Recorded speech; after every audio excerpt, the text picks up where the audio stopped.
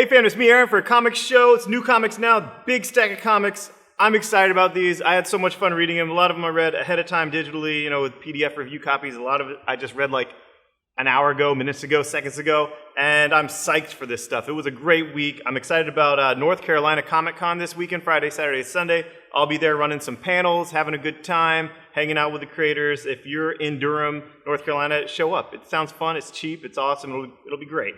I'm gonna get drunk. And Amazing X-Men. I've known about this since Jason Aaron came and signed here way back at the beginning of June that Nightcrawler was coming back and how he's coming back and that it was going to be awesome. And Jason Aaron burdened me with that I didn't spill the beans on it, and I didn't. But I loved it. I loved this book. It was so much fun. I love this swashbuckling Nightcrawler. I don't like the penance priest Nightcrawler. I just don't dig that. That's not...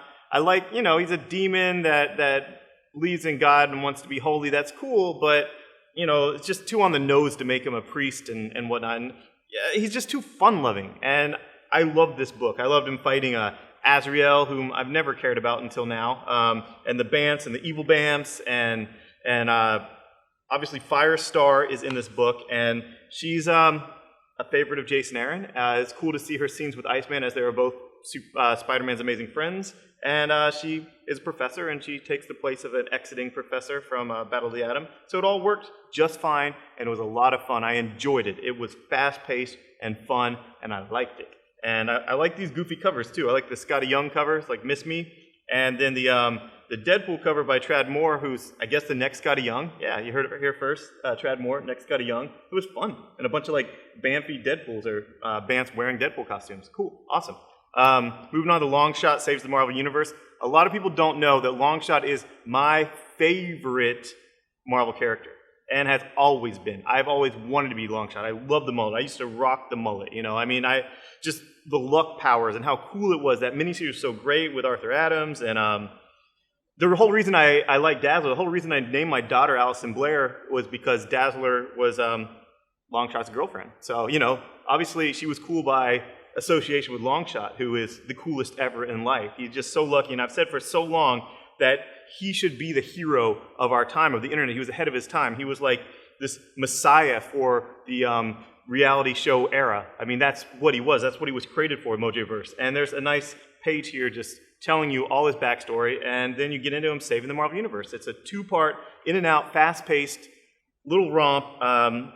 He gets a haircut very early on. Like the first scene you see him, and he's getting a haircut, so don't worry, he doesn't have the mullet anymore, and it's just a lot of fun. It's all to do with luck and how luck works in the Marvel Universe, and how Longshot needs to put everything right based on his unique power, that he has a destiny that only he can fulfill, much like a messiah. I love Longshot. Give it a shot. I didn't intend for that, but yeah, give it a shot. Cataclysm. This is the book. This is the first issue. The other thing was a .1. All the other ones are tie-ins. This is Bendis and Bagley back. The ones who created the Ultimate Universe are now going to take it away via Galactus from 616. And it was cool. I liked it.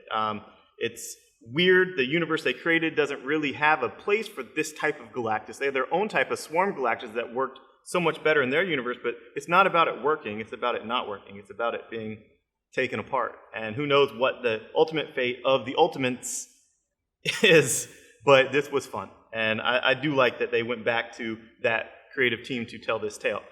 Moving on to Zero Year really quick, we got 4 of them. Batwing is a book that's been under the radar. I've been reading it since Palmiani took over, and Palmiani and Gray, and I've liked it, and this was a pretty fun issue.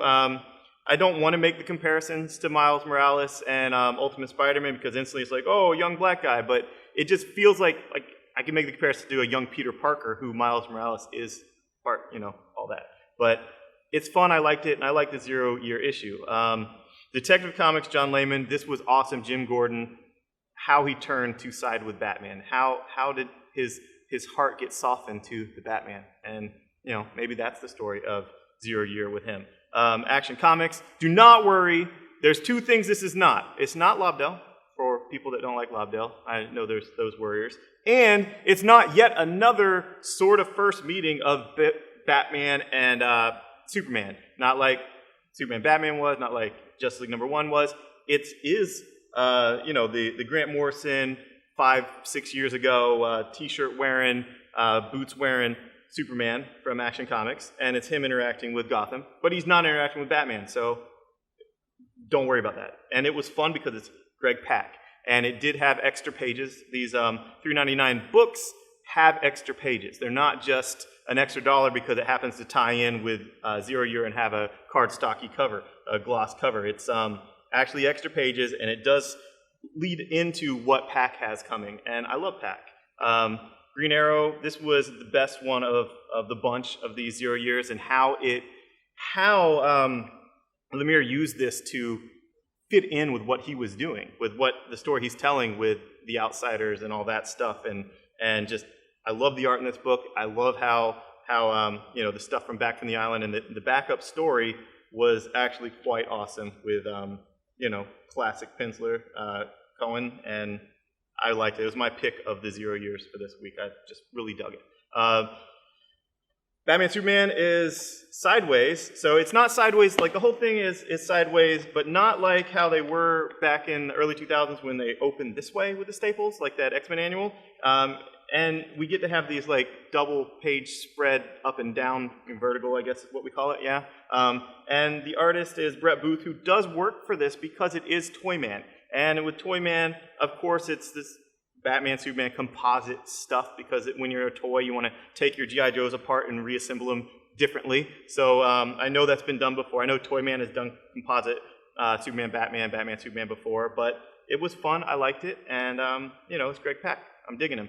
Unchained, issue 4. If I don't mention it, people are like, why didn't you mention it? Do you hate it? Did it suck? And if I do mention it, what do I say? Spoilers? No. I liked it. Jimmy Olsen's in peril. Lex Luthor's playing with dolls, and there's a lot of stuff that could spoil stuff. Swamp Thing, you guys know I loved the annual last week. It was so deep in the green, it was blue. This is the Battle for the Soul of the Green by Charles Soule.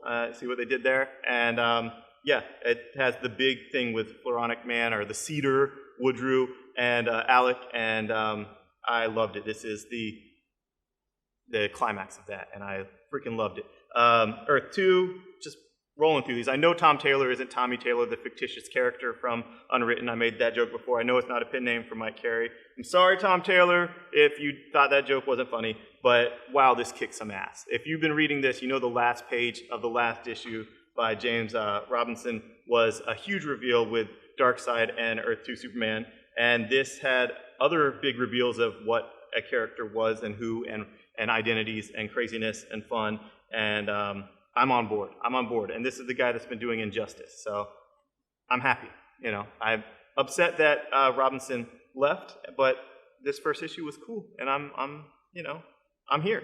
Forever Evil. This was freaking sweet. I know I sound like a fanboy. I know I sound like I'm just gushing praise like some kind of like idiot, but oh my God, this was so good. And for the people that were complaining or curious or unease about how the Crime Syndicate took out 3 Justice Leagues at the end of Trinity War, off panel, off page. What happened? How did that happen? How did they take them all out? That doesn't make any sense. You got just these people and 3 leagues, and it does make sense. And it makes sense in 2 pages. The first 3 pages, there's a page and then a double page spread, tells what happened, and it makes sense, and it's cool, and it's awesome, and it works with what we've seen before of where these characters are at, how they're interacting. And I just love this issue. And I love what Lex is putting together with his little posse to take out the Crime Syndicate. And I just can't say enough about how much I am digging Forever Evil. So take that. At my best and worst of the New 52 panel at North Carolina Comic Con, I'm going to go on and on about that. Speaking of the best, I'll probably have these to hand out. Free $1 first issues. I mean, I know it says free $1. That's ridiculous. At my store, it's always free. It says $1, I guess, so I don't have jerk-offs taking a whole stack, but I give these free. This is a primer. This will get you into Jeff Johns' Justice League, which will take you through Forever Evil. And, cool, awesome. And Green Lantern 25 came out. You guys know I liked it. You guys know I liked the finale of Lights Out. I'm excited of what's going on with Guy Gardner, where he finally gets to be the Lantern of 2814, and he finally gets to be the leader of a team like he wanted to lead Justice League International. And I'm excited for him, and I'm excited that Hal is just such a inefficient and ineffective leader.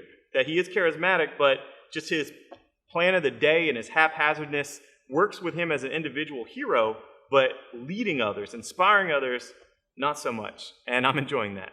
And I know what Vendetti has planned, and I'm excited about that. Just rolling through some of these. Trillium, I love this love story. I love it. I just love everything about Jeff Lemire. I'm really digging it.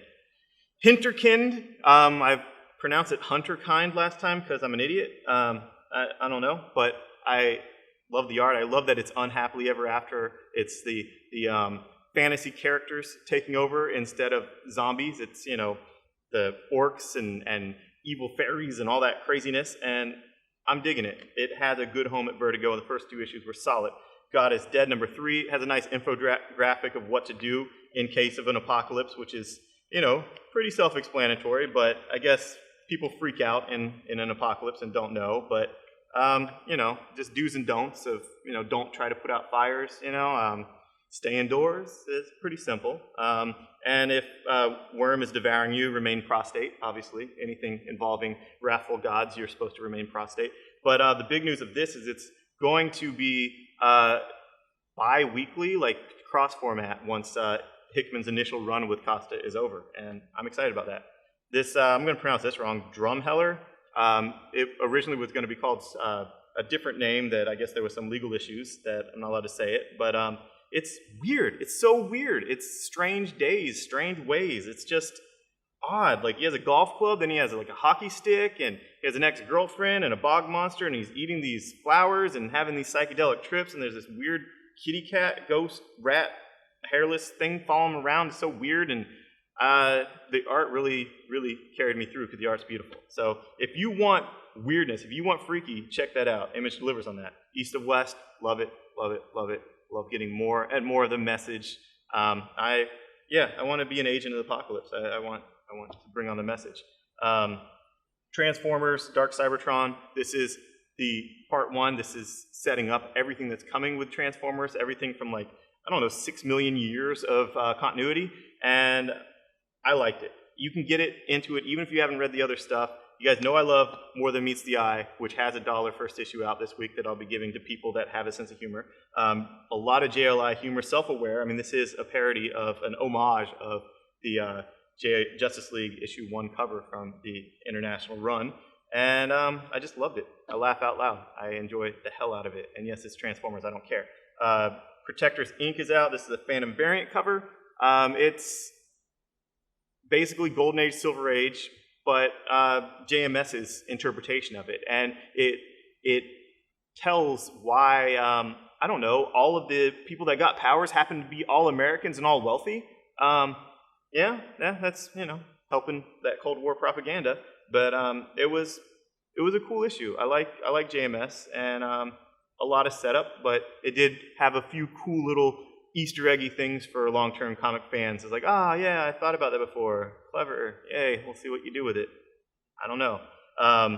Star Wars, the Lucas draft. This issue really got fun with some Leia stuff, some 3PO stuff, 3PO feints. It's fun, and the art's great.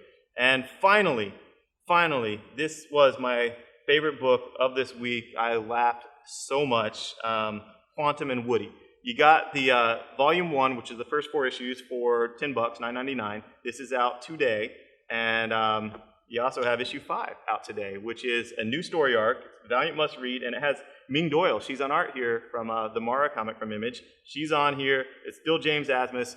Instead of a monkey on your back, you have like a goat on your ass, and it's just such a good buddy comedy, just pooping on the superhero tropes and having a good time laughing with it, and I just love this book. I can't say enough about how you'll either love it or hate it, but if you like it, you will love it. I don't think anyone can be mediocre, like, it's okay. I mean, you'll either say, this is ridiculously stupid and immature and I hate it, or, oh my god, I need more fat.